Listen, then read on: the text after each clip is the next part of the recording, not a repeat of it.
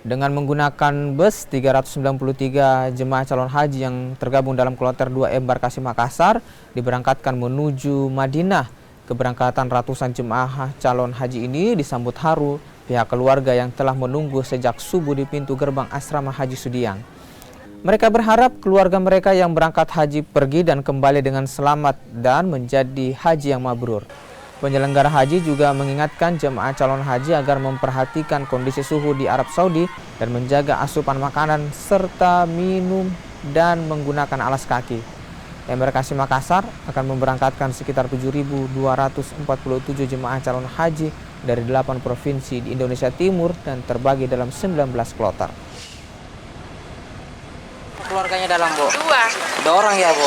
Itu siapa, Bu? mamaku sama tante. Oh, memang sudah lama yang menunggu ya? Iya, 12 tahun. Berapa orang lama? Waktu 2010 waktu. Oh, akhirnya ini baru berangkat ya, Bu? Iya. Oh. Harusnya dia berangkat di 2020, tapi kan dulu Covid. Ya. Pas yang 2021 itu meninggal dulu. Ya. Kakekku. Harusnya dia berangkat sama kakekku dulu itu mamaku. Dia warga asal mana sih, Bu? Tapi Gua di Tanitea sama Barumbok. oh, dalam. Ya, alhamdulillah semua jemaah diberangkatkan pada hari ini. Apa yang ditekankan? Berapa banyak jumlahnya, Kak? Yang ditekankan Pak ini pesan khususnya himbauannya?